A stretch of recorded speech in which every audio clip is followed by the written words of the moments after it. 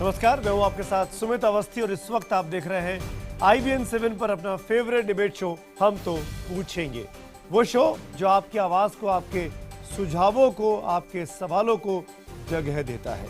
रोज की तरह आज भी दो खास मुद्दे। पहला मुद्दा उस मामले से जुड़ा हुआ जिसको लेकर देश में इस वक्त काफी गुस्सा है। जहां 16 दिसंबर 2012 का वो दिन जब इंसानियत पर ऐसा कलंक लगा जो आज भी लोगों की रूह को कपा जाता है। दिल्ली में चलती बस में एक लड़की से बर्बरता हुई। वो अब इस दुनिया में नहीं है। सारी दुनिया उसको एक प्रॉक्सी नेम, एक गलत नाम निर्भया के नाम से जानती है। लेकिन आज उस लड़की के माँ बाप ये कहते हैं कि आप हमारी बेटी को यानी ज्योति को ज्योति कहिए, निर्भया नहीं कहिए, क्योंकि ज्योति ने इस दुनिया में एक ज्योत जलाने का काम किया है कि किस तरीके से जो रेप के गुनहगार होते हैं उनको कड़ी सजा मिलनी चाहिए। लेकिन इसके बावजूद भी आज 3 साल बाद एक बड़ा गुनहगार जो उस घटना के वक्त पे नाबालिग था वो रिहा हो रहा है, क्योंकि हमारे देश का कानून नाबालिगों को जघन्य अपराध करने पर भी 3 साल से ज्यादा की सजा नहीं सुनाता है। तो क्या ज्योति के साथ आज नाइंसाफी हो रही है? क्या ज्योति के माँ बाप की लड़ाई अधूरी है? क्या बर्बरता करने वाले, जघन्यता करने वाले नाबालिग अपराधियों पर क्या कड़े कानून नहीं होने चाहिए? इस पर हम बात करेंगे। संसद के पास ये बिल पड़ा हुआ है, लेकिन संसद ये बिल पास कर पाती उसके पहले ही ये नाबालिग बाहर आ रहा है। क्यों ऐसा हो रहा है? कौन इसके लिए जिम्मेदार है? क्या सांसद, राज्यसभा के जहां ये बिल अटका पड़ा है, या कोई और वजह? बड़ी बहस 8 बजे में इसी मुद्दे पर, और 8:30 बजे में आज बात करेंगे डिबेट नंबर 2 में एक और बड़े मुद्दे की। सोनिया गांधी और राहुल गांधी के लिए आज क्या कयामत की रात है। कल दोनों लोग अदालत में पेश होंगे और यह भी हो सकता है कि कल की रात दोनों के लिए कहीं तिहाड़ की रात ना बन जाए।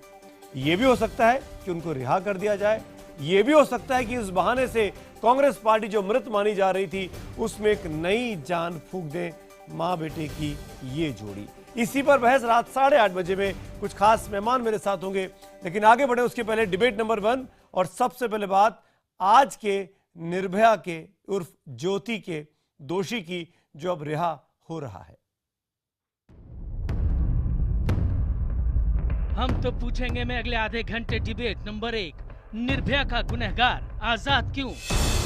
मैं हर संभव कोशिश करूंगी कि वो बाहर ना आए, लेकिन हमारी अभी तक की कोशिश नाकाम हो गई। आखिरकार क्राइम जीत गया और एक सच्चाई हार गई। आजकल 2-2, 2.5 साल बच्चियों के साथ हो रहा है। इसकी लड़ाई है कि इस तरह के जुवेनाइल आज भी दरिंदगी दिखा रहे हैं। सिर्फ इसको सजा ना मिलने की वजह से यही हमारी लड़ाई थी।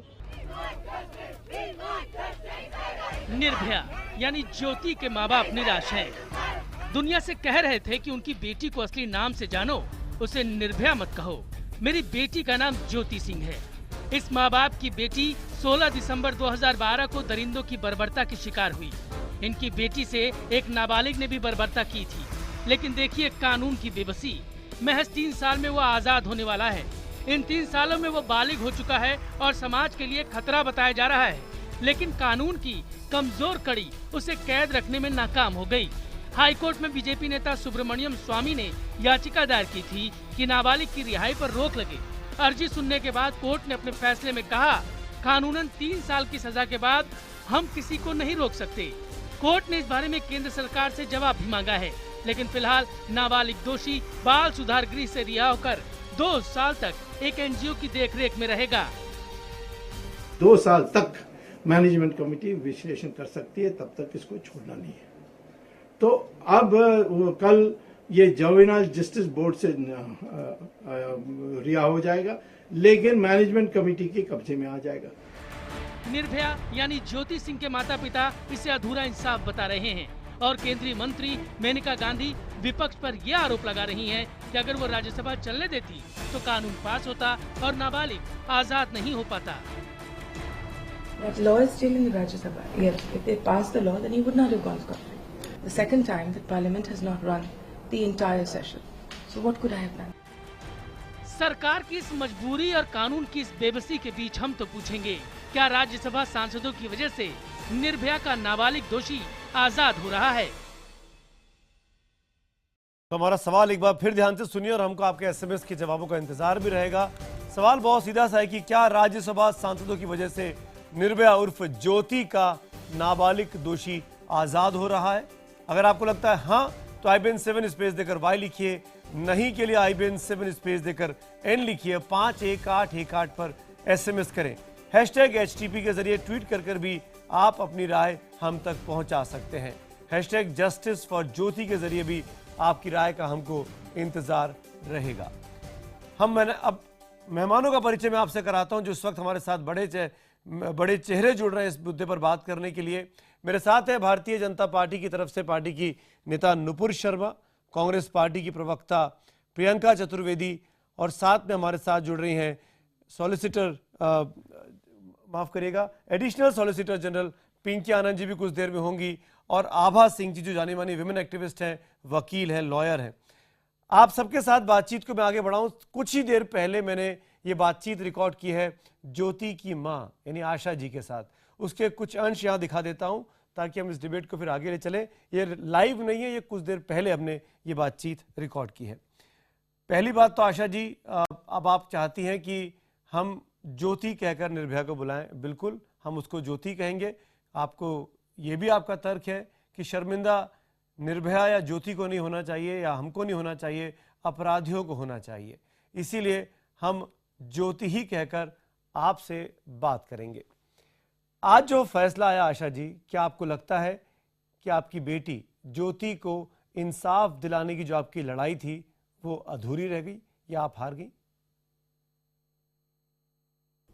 मैं बिल्कुल लड़ूंगी। मैं अभी भी नहीं बैठूंगी, अभी भी मैं कोशिश करूंगी। ये 2-3 दिन तक भी मैं कोशिश करूंगी कि वो बाहर नहीं आए। बेशक ये सरकार के हाथ में है, हमारी कानून व्यवस्था के हाथ में है, लेकिन मैं अपनी हार नहीं मानूंगी। मैं अंतिम सांस तक लड़ूंगी, अपने बच्ची के लिए भी लड़ूंगी और तमाम उन बच्चियों के लिए लड़ूंगी, क्योंकि तमाम बच्चियों ने हमारी बच्ची को तो ठंड में नंगर करके फेंक दिया गया, मर गई, लेकिन तमाम उन बच्चियों को मैंने देखा कि पुलिस की डंटे खाए, पुलिस के गैस के गोले खाए, बौछार कराए। तो तमाम उन बच्चियों के लिए मैं हमेशा लड़ती रहूं। अब आशा जी, कहा जा रहा है कि जुवेनाइल जस्टिस बोर्ड ये तय करेगा कि इस अपराधी के साथ क्या होना चाहिए आगे के लिए, लेकिन एक बड़ा महत्वपूर्ण बिल राज्यसभा में अटका पड़ा हुआ है, राज्यसभा से पास नहीं हो पा रहा है। क्या अपने सांसदों को, देश के राजनेताओं को, कड़धारों को आप कोई सलाह देना चाहेंगे आशा जी? मैं दोनों जने से हाथ जोड़ के रिक्वेस्ट करती हूँ कि उस टाइम मैडम जी का सरकार था, आज प्रधानमंत्री जी का सरकार है। मैं उस जो भी बिल है पास कीजिए। और जैसे अभी एक सर जी बोल रहे थे कि नहीं अमेरिका में ऐसा कानून है, इतने मुजरिम जेल के अंदर हैं, तो मैं देखती हूँ कि प्रधानमंत्री जी का बहुत अच्छा दोस्ती है ओबामा जी से, तो मैं उसी कानून का, उसी दोस्ती का हवाला देती हूँ कि आज मुझे भी उस निर्भया को इंसाफ दीजिए, मुझे इंसाफ चाहिए। मैं आपसे कुछ भी नहीं मांग रही हूँ। हम कमाने खाने वाले लोग हैं, हम कमा खा लेंगे, लेकिन मेरे बेटी के साथ जो दरिंदगी हुई, मुझे उसका इंसाफ चाहिए और तमाम उन बच्चियों को भी इंसाफ चाहिए जो हमारे जैसे माँ बाप, हमारे जैसे बच्ची के साथ जो अपराध हुआ उनके साथ हुआ। सबको इंसाफ दीजिए।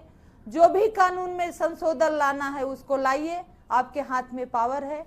जो भी बिल राज्यसभा में है उसको पास कीजिए और महिलाओं की सुरक्षा सुनिश्चित कीजिए। कम से कम महिलाओं के साथ जो अपराध हो रहे हैं उसमें किसी की भी कोई पॉलिटिक्स नहीं होनी चाहिए, कोई लड़ाई झगड़ा नहीं होनी चाहिए। अब बहुत हो गया, इस समाज को सुरक्षा की जरूरत है। जी शुक्रिया आशा जी। अब हम अपने मेहमानों के साथ चर्चा की शुरुआत करते हैं। मेरे साथ तमाम मेहमान जुड़े हुए हैं। पहला सवाल 45 सेकंड की ओपनिंग इस बजर राउंड के लिए मैं पूछना चाहूंगा नुपुर शर्मा, मैं आपसे, राज्यसभा में ये बिल अभी भी फंसा हुआ है, आज ये तय होता है इस फैसले के बाद कि सिलेक्ट कमेटी को भेजा जाएगा। आपको लगता नहीं है कि कहीं ना कहीं आशा जी की इस लड़ाई में, ज्योति की इस लड़ाई में हम सबको साथ आना चाहिए? 45 सेकेंड्स। मैं इतना कहना चाहूँगी कि जब ये मई 2015 में जब ये लोकसभा में पास हुआ ये बिल, तो बहुत अच्छा था। सब राजनीतिक दल साथ में आए, उस बिल को पास किया और ये आज की ज़रूरत है। ये जो जुवेनाइल जस्टिस अमेंडमेंट बिल है, ये आज की ज़रूरत है और हमारे देश की तमाम महिलाओं के लिए, छोटी बच्चियों के लिए ज़रूरी है। लेकिन कहीं ना कहीं राजनीति की वजह से जो राज्यसभा अपर हाउस जो स्थगित किया जा रहा है और तब से ही नहीं चल रहा है, मई 2015 से आज दिसंबर में आ गए और अभी तक पास नहीं हुआ। मैं खुद कहूँगी कि हम अपनी आगे आने वाली पीढ़ी के लिए क्या छोड़ के जा रहे हैं। हमें शर्मिंदा होना चाहिए कि ये राजनीति में फंस गया और निजी मामलों, निजी इंटरेस्ट की वजह से 45 सेकंड। निजी डिफरेंसेस की वजह से, निजी मामलों की वजह से। प्रियंका जी, ये इल्जाम लग रहा है कि कांग्रेस राज्यसभा को नहीं चलने दे रही, इसीलिए महत्वपूर्ण बिल पास नहीं हो पा रहे। आपका जवाब 45 सेकेंड्स। इल्ज़ाम लगाना बहुत आसान है, पर यहाँ पे 2-3 चीज़ें समझना ज़रूरी है। इमोशनली मैं भी चाहूँगी ये जुवेनाइल जो आदमी है जो रिहा हो रहा है परसों, उसकी जगह वो जो 4 लोग फंसे हुए हैं जिनको जेल ट्रायल कोर्ट ने फांसी की सज़ा दी थी, उनको फांसी हो, पर सुप्रीम कोर्ट ने उसको रोका हुआ है। तो जो जस्टिस सिस्टम है देश का, इमोशंस पे नहीं चलता है, तथ्यों पे चलता है। 4 चीज़ें यहाँ पे आई हैं जो स्टैंडिंग कमेटी ने रेकमेंड की थी। एक तो जो एनसीआरबी डेटा था वो एफआईआर के कंपैरिजन में था, ना कि कन्विक्शन को लेकर। दूसरा, जो हमने यूएनसीआरसी हमने साइन किया है यूनाइटेड नेशंस कन्वेंशन को लेकर, वहां पे एज अ कंट्री हमने साइन किया है कि 18 से नीचे लोगों को हम जुवेनाइल की तरह ही ट्रीट करेंगे। We can't treat them like adults. I am sorry, मेरा टाइम खत्म हो गया। मैं आगे बिल्कुल थैंक यू प्रियंका, समझने के लिए।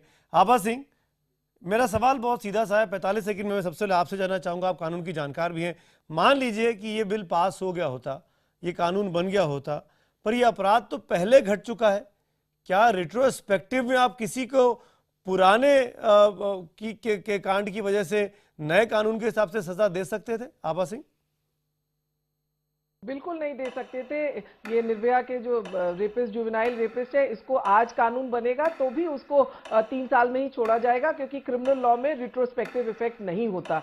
और लेकिन अगर निर्भया के केस के बाद अगर ये कानून बन गया होता तो शक्ति मिल्स गैंग रेप, जिसमें 2 जुवेनाइल हैं और उनको भी 3 ही साल की सजा हुई है, वो नासिक जेल में अपनी सजा काट रहे, तो कई ऐसे जुवेनाइल रेपिस्ट थे, उनको सजा हो सकती। जब सामने एनसीआरबी फिगर्स कहते हैं कि 64% जो जुवेनाइल रेप कर रहे हैं वो 16 से 18 साल के बीच में। मेनका गांधी रिकमेंडेशन भेजती है, लेकिन पार्लियामेंट में क्यों नहीं ये लोग, महिलाएं एमपीज जो है टीवी पे आके स्टेटमेंट दे रही हैं, लेकिन क्यों नहीं पार्लियामेंट ये रोकती है कि पहले आप जुवेनाइल एक्ट पास करिए, पहले आप विमेन रिजर्वेशन लाइए। ये सिर्फ एक 45 सेकंड, माफी के साथ आभा जी लौटूंगा आपके पास।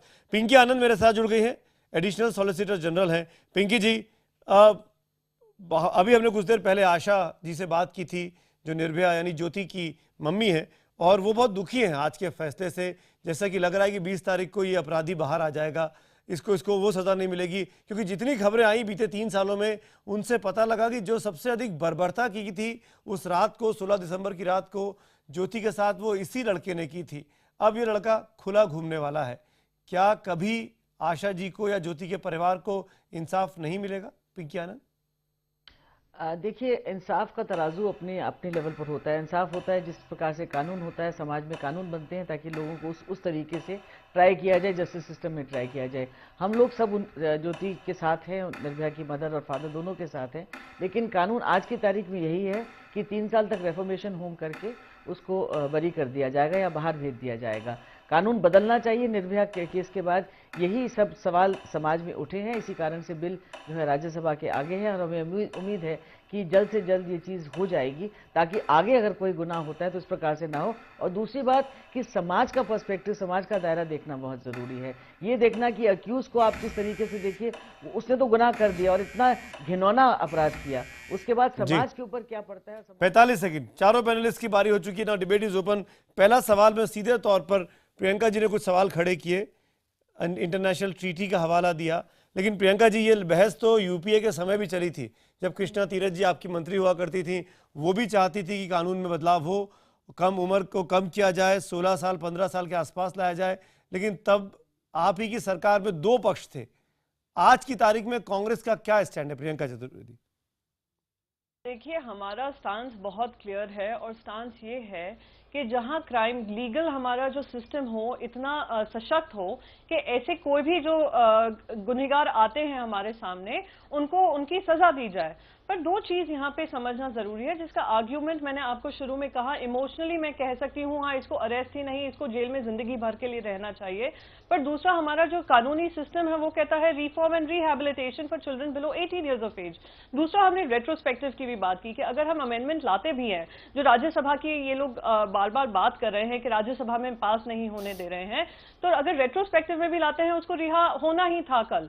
तीसरी चीज, दिल्ली हाई कोर्ट ने ये सब सोच समझकर डिसीजन लिया है, हमें उसको रिस्पेक्ट करने की जरूरत है, ना कि उसको एक पॉलिटिकल ब्लेम गेम शुरू करने की यहाँ पर जरूरत है। डिस्कशन होना चाहिए, लार्जर कंसेंसस में डिबेट होना चाहिए, सारे स्टेक होल्डर्स को लेकर डिबेट होना चाहिए, जवाब देना चाहिए। और आने जैसे नूपुर जी, एक सेकेंड, जैसे नूपुर जी कह रही थी हम आगे वाली जनरेशन के लिए क्या छोड़कर जाएंगे, जनरेशन के लिए हम एक सशक्त कानून छोड़कर जाएं, ना कि एक नीजक वाला। नहीं, मेरा तो सवाल ही वही था कि 3 साल हो गए, सशक्त कानून अब तक नहीं बन पाया।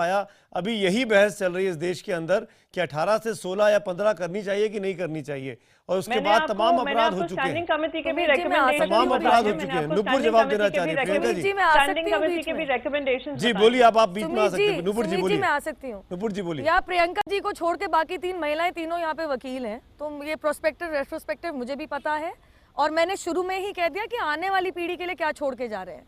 शायद इस बिल में ये भी इंक्लूडेड है कि रिफॉर्मेशन कैसे होगा एक जुवेनाइल का, शायद इस बिल में ये भी इंक्लूडेड है। ये इमोशंस की बात करती हैं, एक 16-17 साल का बच्चा जो हीनस क्राइम कमिट करता है, बलात्कार करता है, खून करता है, इसके लिए एक रीलुक की एक तरीके से एक बिल में एक प्रोविजन दे रखा है। माफ कीजिएगा, इसी को मैं कह रही हूँ। और अगर यहाँ पे अगर हम लोग नहीं समझे, मैं दोबारा कहूंगी प्रियंका जी, मैं राजनीतिकरण नहीं कर रही हूँ, अगर हम लोग यहाँ नहीं समझे तो सच में अभी भी राजनीतिकरण हो रहा है और हमें शर्मिंदा होना चाहिए। क्यों? क्योंकि अगर ये पहले पास हुआ था, कब पास होगा? निजी मामलों के लिए, अपने कॉफर्स के लिए, अपने बैंक अकाउंट के लिए, एक खानदान, एक परिवार के लिए ये बिल पास नहीं हो रहा है। मैं निर्भया की बात भी नहीं कर रही हूँ, मैं आगे आने वाली बच्चों की बात कर रही हूँ, जो आबा जी ने भी कहा है और जो पिंकी आनंद जी ने भी कहा है। उसके बारे में कौन सोचेगा? हम नहीं सोचेंगे तो कौन सोचेगा? नूपुर ऐसा है, शायद आपको प्रियंका जी चिल्लाने से कुछ नहीं होगा। रियलिटी ये है कि 3 साल हो गए, बिल पास नहीं हुआ है। अगस्त में ये टेबल हुआ था, मई में पास हुआ था, मई से आज तक ये पेंडिंग है। नूपुर आपकी बात का जवाब दे रही है प्रियंका, सुन लीजिए। नूपुर ऐसा है, आपने हवाला दिया कि 3 यहाँ पे लॉयर्स बैठे हैं मेरे सिवा, बिल्कुल सही कहा। यहाँ पे 2 भारतीय जनता पार्टी की प्रवक्ता भी हैं, पिंकी आनंद जी के साथ मैंने, अभी शायद नहीं होंगी वो प्रवक्ता भारतीय जनता पार्टी की, पर मैं उनसे काफी सारे डिबेट कर चुकी हूँ जब वो भारतीय जनता पार्टी की प्रवक्ता हुआ करती थी, तो ये भी बता दूं सामने। तीसरी चीज मैंने क्लियरली कहा,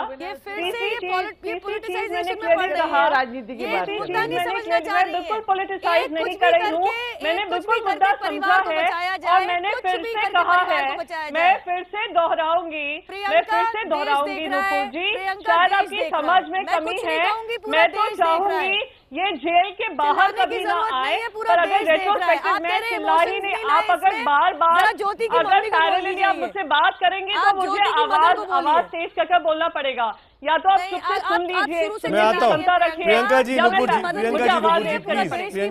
नुपुर जी प्लीज, मेरे पास 2 बिल्कुल देश देख रहा है और देश को जानना जरूरी है कि हमें सक्षम लॉ लाना जरूरी है। सारे कॉम्बिनेशन लाकर एक सशक्त लॉ, नुपुर जी प्लीज, आभा सिंह कुछ बोलना चाह रही हैं। जो एक नीजक रिएक्शन को लेकर, thank you so much Priyanka ji. Nupur 2 minute, Priyanka Nupur please, Priyanka ji Nupur ji, आप दोनों मेरे बहुत सम्मानित गेस्ट हैं, मैं आपसे रिक्वेस्ट कर रहा हूँ राजनीति करें प्लीज।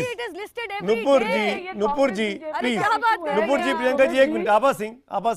आभा सिंह ने एक बहुत ही वाजिब सवाल उठाया। प्रेशियस टाइम जाया कर रही, जो इन्होंने बोला है सबसे बड़ी चीज, क्योंकि हम यूएन कमीशन के, एक मिनट प्लीज, नुपुर सुनिए।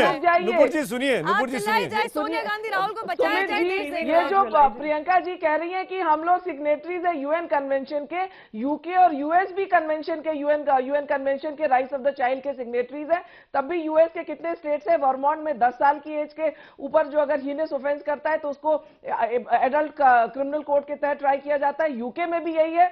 तो इस वक्त ये कहना कि इसका बहाना देके कि यूएन कन्वेंशन की वजह से हम नहीं कर रहे हैं, सरासर गलत है। बस मेन इशू है कि चाहे बीजेपी हो चाहे कांग्रेस हो, उनके पास महिलाओं के लिए टाइम नहीं है। जब इलेक्शन होता है तो सब विमेन एम्पावरमेंट की बात होती है, लेकिन आज 33% रिजर्वेशन का बिल इसी पार्लियामेंट में फाड़ के देखा गया। जुवेनाइल जस्टिस की आप न्याय की बात करते हैं, अगर इनको था 3 साल पहले ये बिल पास कर देते तो ये सिर्फ आके टीवी पे आपस में लड़के वोट बैंक करते हैं, ना कि किसी के हित की बात करते हैं। पिंकी आनंद, क्या ये संभव है हमारे देश में भी ऐसा कानून हो जैसा अमेरिका में है, सिग्नेटरी होने के बावजूद भी? बिल्कुल है। तो क्यों नहीं करती आपकी सरकार? आप तो सरकारी वकील हैं, इसीलिए मैं आपसे पूछ रहा हूँ। देखिए, सरकारी वकील जरूर हूँ और ये कर सकती है गवर्नमेंट, इसमें कोई दुराहे नहीं है। लेकिन अगर राज्यसभा चलेगी, अगर उसमें ऑब्स्ट्रक्शन नहीं होगा तभी हो सकता है। लेकिन 1 मिनट के लिए ये चैप्टर छोड़ दीजिए। एक बात पे मैं बिल्कुल सहमत हूं कि जहां मामले ऐसे हैं जो समाज को अफेक्ट करते हैं, जहां मामले ऐसे हैं जो महिलाओं को करते हैं, जहां मामले ऐसे जो बच्चों को करते हैं, विक्टिम्स को करते हैं, समाज को करते हैं, वैसे जो बिल हैं वो तुरंत पहले कंसिडरेशन में आने चाहिए, ना कि उनको पेंडिंग रहना चाहिए। ये बात पक्की है। ये बात आप बहुत अच्छी कह रही हैं, लेकिन दिक्कत इस बात की है कि इस बात पर भी आम सहमति नहीं हो पाती है। जब टीवी डिबेट शो में नहीं हो पाती है, संसद तो हम देख ही रहे हैं। प्रियंका, आप हाथ उठा रही थी। प्रियंका, मैं बस आभा जी से कहूंगी, आभा जी की बात से मैं काफी सहमत हूं कि हाँ, अमेंडमेंट्स होने चाहिए। जैसे मैं बार बार कहती आ रही हूं, हम इस ऑपोजिशन में नहीं है कि अमेंडमेंट्स ही नहीं होने चाहिए, बल्कि हमारी सरकार थी जिसने अमेंडमेंट्स की शुरुआत की थी। आपको ये भी नहीं भूलना चाहिए, निर्भया रेप के बाद जस्टिस वर्मा कमेटी जो बनी थी, उस पर हमने कानून सशक्त बनाए थे।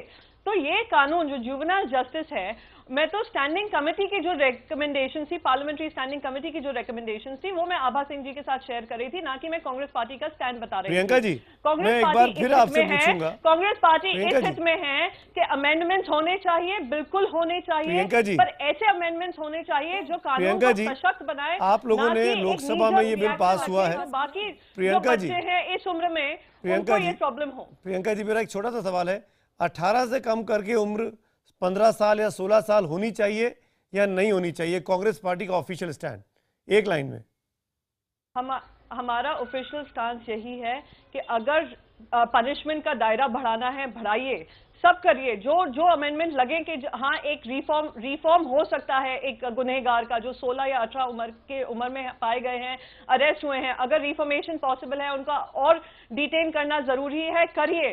पर मेरा कहना बस एक है कि अडल्ट और जुवेनाइल को अलग अलग रखें। मैंने आपको बिल्कुल क्लियरली स्टांस बता दिया है, मैंने बिल्कुल क्लियरली स्टांस बता दिया है कि अमेंडमेंट होना जरूरी है, पर एक सशक्त तरीके से अमेंडमेंट होना जरूरी है, ना कि नी जर्क रिएक्शन या इमोशनल होकर। 3 साल हो गए, कानून का 3 साल हो गए। जो सबसे बड़ा अपराधी था वो खुला घूमने वाला है 3 दिन के बाद।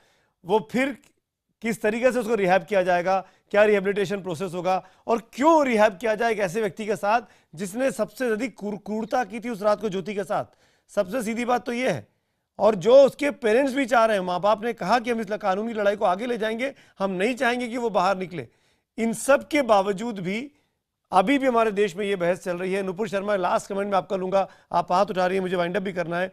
नुपुर शर्मा बोलिए, आप पहले बोलिए। मैं कहूंगी कि हम सशक्त कानून की बात कर रहे हैं, स्ट्रॉन्ग कानून की बात कर रहे हैं। मैं पूछना चाह रही हूँ, एक राजनीतिक दल के लिए ये राज्यसभा और लोकसभा से राज्यसभा तक की ये सीढ़ी में इतना बदलाव कैसे आ गया? लोकसभा में तो पास हुआ है ना बिल। और दूसरी बात, अगर हमारे को अमेंडमेंट लाने हैं तो शुरुआत करते हैं राज्यसभा को। सारे राजनीतिक विपक्षी दलों से कहूंगी, मैं सबसे पहले ये कहूंगी कि पहले राज्यसभा को चलने दीजिए, काम होने दीजिए, देश को चलने दीजिए, ये पूरा देश देख रहा है। नुपुर जी ने अगर ये 4 साल पहले भी कहा होता तो शायद देश का भला हो चुका। बिल्कुल, जब आप सोनिया राहुल गांधी जब कांग्रेस की सरकार थी तो बीजेपी ने भी काफी हंगामा किया। और भला होगा। आपसे पूछे प्रियंका जी, आप भी जानती है, आप सोनिया राहुल गांधी को छोड़ के बाकी लोगों के बारे में सोचेंगी, बहुत अच्छा होगा। माफी के साथ, और मैं एक बात बता दूं, माफी के साथ Priyanka ji, Nupur ji, Abha ji, thank you so much. Pinky ji, thank you so much. Priyanka Chaturvedi मेरे साथ डिबेट नंबर 2 में भी है। बाकी 3 पैनलिस्ट का मैं शुक्रिया अदा करूंगा। हमारा आज का सवाल भी यही था कि क्या राज्यसभा सांसदों की वजह से ज्योति उर्फ निर्भया का नाबालिग दोषी आजाद हो रहा है? हजारों की संख्या में आपके जवाब मिले हैं। 87% लोग हाँ में जवाब देते हैं, 13% लोग ना में जवाब देते हैं। यानी हम तो पूछेंगे का एक बहुत बड़ा दर्शक वर्ग ये मानता है कि राज्यसभा सांसदों की वजह से जहां पर यह बिल अटका पड़ा है, आज ज्योति का जालिम रिहा हो रहा है। ट्विटर पर भी यही पोल हमने पूछा, वहां भी लगभग ऐसे ही नतीजे हैं। 88% लोगों ने हाँ में जवाब दिया, 12 ने ना में जवाब दिया। यानी कुल मिलाकर ये इंप्रेशन जनमानस के भाव के मन में जा रहा है, आम हिंदुस्तानी के मन में जा रहा है कि काश संसद चल रही होती, जुवेनाइल जस्टिस कानून पास हो गया होता, तो आज ज्योति के गुनहगार को या ज्योति जैसी तमाम लड़कियां जिनके साथ इस तरह के विभत्स और जघन्य कांड हुए हैं, उनको इंसाफ मिल रहा होता। लेकिन ऐसा नहीं हो पाया है।